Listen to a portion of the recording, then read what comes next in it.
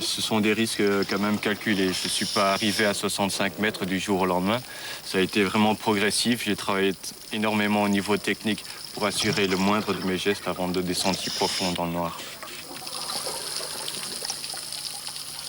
Bon, en fait, j'ai déjà touché le fond ici à 66 mètres.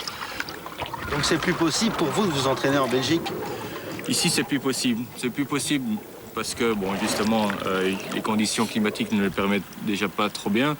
Mais la profondeur, c'est vrai qu'avec 70, même si j'ai 70 mètres, je fais plus rien. Moi, pour l'instant, je vise les 80, donc je dois aller ailleurs.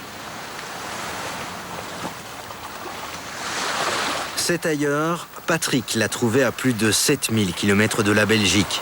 Son record du monde en poche, il a intéressé un sponsor. Désormais, il peut s'entraîner dans la mer des Caraïbes, au large de la Martinique. Mais s'il a traversé l'Atlantique, c'est aussi avec une idée bien précise dans la tête. Mon objectif, après le record du monde en immersion en lac, évidemment, c'est le titre suprême pour moi, c'est l'immersion en mer. Il est à 73 mètres, donc je vise évidemment les 75, quoique le chiffre 8 me plairait assez bien. Ouais.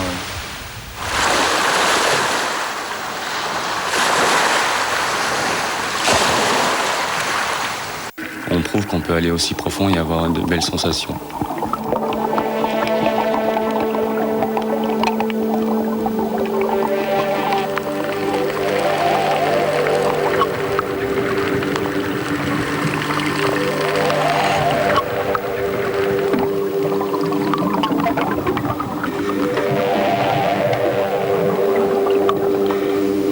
Je crois que le lac, en fait, est une bonne école, puisque ce sont des conditions très dures. Une eau à 4 degrés, il fait très froid, la combinaison est beaucoup plus épaisse, donc c'est beaucoup plus difficile à pénétrer l'eau. Et ici, une fois qu'on se retrouve dans une eau qui ici fait 28 degrés, 29, la combinaison est fine, on voit dans l'eau, il fait clair. Et tout ça sont des facteurs psychologiques en moins à gérer.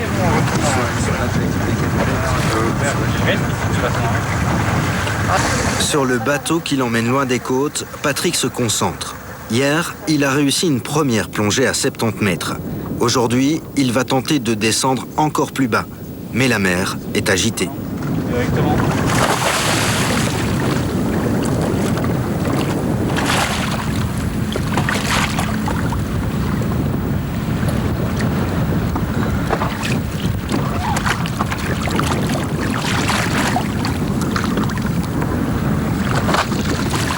C'est la folie.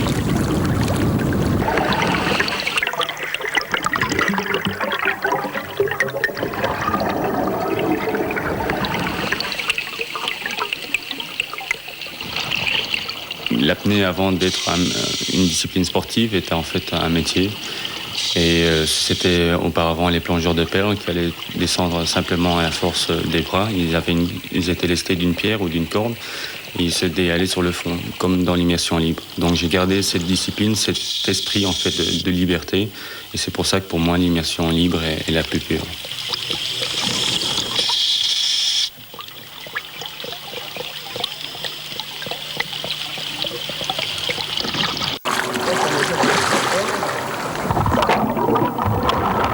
À 70 mètres de profondeur, chaque centimètre carré de son corps encaisse 8 kg de pression. À l'image de cette bouteille, complètement déformée à 20 mètres à peine, ses poumons sont donc comprimés à l'extrême.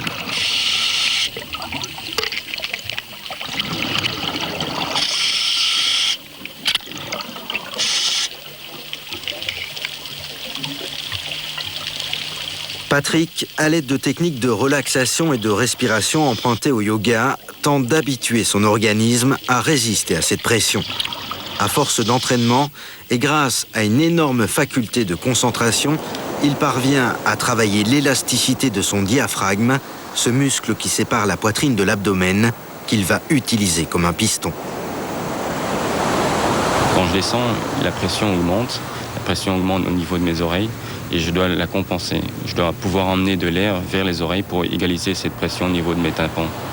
Évidemment, comme ces poumons s'écrasent, on doit venir chercher de l'air de ces poumons, on doit arriver à le retirer. Donc on va utiliser ce diaphragme comme un piston pour venir pistonner les poumons et chaque fois évacuer un petit peu d'air pour le faire remonter dans les oreilles.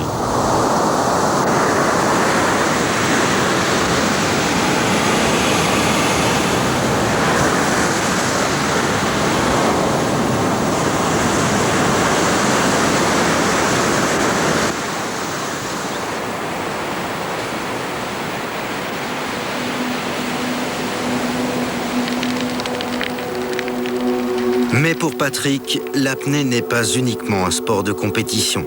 C'est avant tout un plaisir, celui de se sentir un homme poisson. Pour moi, ce qui me motive, c'est la recherche des sensations, en fait. Quand tu maîtrises une profondeur, que ce soit au départ c'était 60 mètres, 65 mètres c'était mon dernier record. Une fois que tu maîtrises sur cette profondeur, c'est une profondeur, je ne vais pas dire qui reste simple, mais qui, au niveau sensation, est maximale. En fait. Tu es arrivé à un top et tu as envie d'aller plus loin, aller rechercher d'autres sensations. Et tu descends toujours plus profond pour aller rechercher ces sensations. Pour moi, l'apnée, c'est devenu une sorte de drogue. Cette pression donc, qui joue, qui nous emprisonne quelque part, et ça va créer une sorte d'euphorie, on va dire une petite euphorie, vraiment une euphorie dans le fond, qui fait qu'on se sent bien. Et c'est dans le fond où je n'ai pas le besoin de respirer. C'est plutôt quand je vais revenir à la surface que là, le besoin se fait pressant.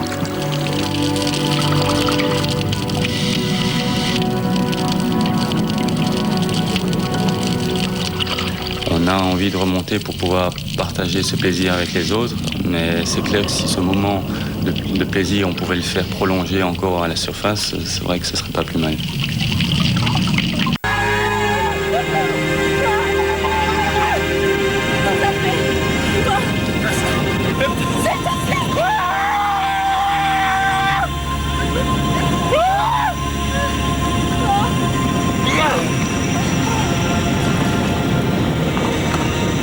L'objectif des 75 mètres est atteint, alors maintenant? Maintenant, là c'est clair que maintenant je vise les 80. D'ailleurs ça a toujours été mon chiffre puisque dans d'autres disciplines ils ont déjà été à 80. Et en immersion libre je suis sûr qu'on peut aller beaucoup plus bas que 80. Jusqu'à combien? On va voir une fois que je serai déjà à 80, mais c'est clair qu'une fois qu'on est à 80, on vise le chiffre 9. Quoi. Et puis peut-être un peu plus bas encore après.